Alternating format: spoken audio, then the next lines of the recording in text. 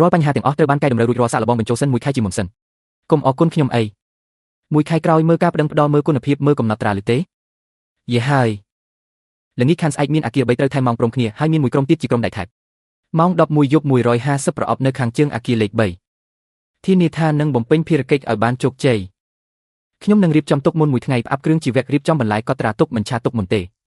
ធុងលេខ1ចំនួន40ប្រអប់ធុងលេខ2ចំនួន40ប្រអប់ធុងលេខ3ចំនួន50ប្រអប់ហិរតិច20ហិរមធ្យម90ហិរខ្លាំង40ជួបគ្នាលើកដំបូងសំបីតែធ្វើ80ប្រអប់ក៏ពួកគេភ័យរហូតដល់ញ័រដៃដែរឥឡូវនេះ150ប្រអប់នៅតែឃើញពួកគេភ័យខ្លះប៉ុន្តែការងារនៅក្នុងដៃមិនច្របូកច្របល់តតែសោះបរិមាណល្មមប្រើបានឥឡូវនេះមានលក្ខណៈស្តង់ដារហើយមានទាំងតាមបិទចិត្តទៀតស្តង់ដារបែបនេះល្អណាស់ញ៉ាំទៅមានអារម្មណ៍កក់ក្ដៅយ៉ាងម៉េចដែរមានការប្រែប្រួលអ្វីខ្លះទេការឆាំម្ហូបក្នុងបរិមាណច្រើនពេលដែលរវល់ខ្លាំងគឺងាយនឹងបាត់បង់រសជាតិណាស់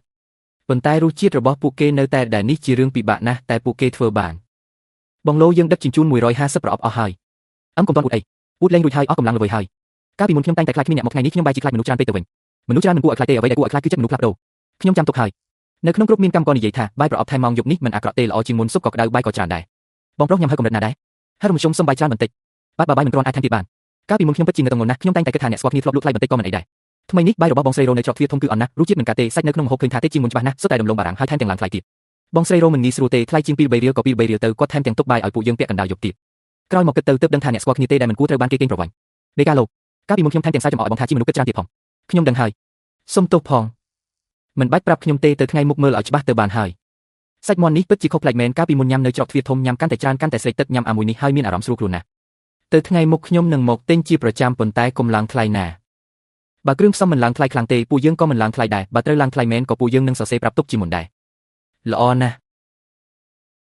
ការនិយាយឲ្យច្បាស់លាស់ជាសាធារណៈគឺល្អជាងការយកដៃគូសទ្រូងធានាអាំងទៅទៀត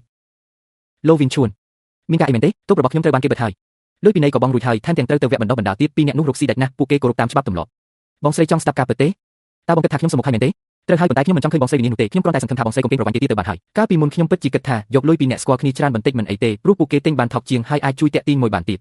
អ្នករាល់គ្នាធ្វើបែបនេះមិនមែនមានន័យថាវាជារឿងត្រឹមត្រូវនោះទេឥឡូវនេះដឹងខ្លួនហើយ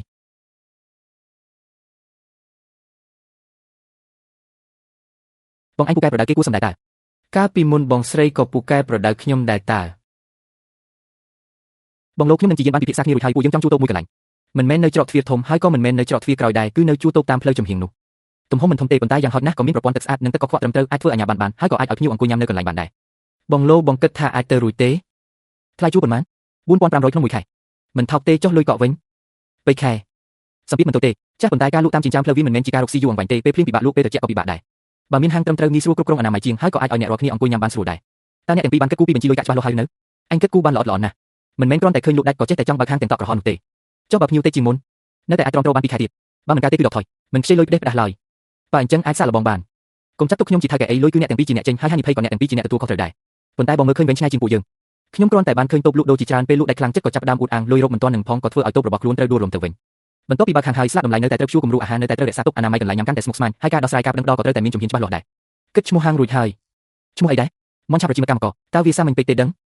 ងល្អតើដាំឡើយអ្នកទាំងពីរលក់ឲ្យកម្មករស្រាប់ហើយសាមញ្ញបន្តិចតែវាពិតប្រាកដផ្ទះបាយនេះធំល្អណាស់ទៅថ្ងៃមុខដូរផ្ទះឆាទៅជាប្រភេទភ្លើងខ្លាំងសម្រាប់អាជីវកម្មនោះល្បឿនធ្វើម្ហូបនឹងកើនឡើងមួយជាពីរមិនខានបាយមួយប្រអប់ពិតជាអាចផ្លាស់ប្ដូរជីវិតរបស់មនុស្សម្នាក់បានមែនតើវាមើលទៅសាមញ្ញពេកទេដឹង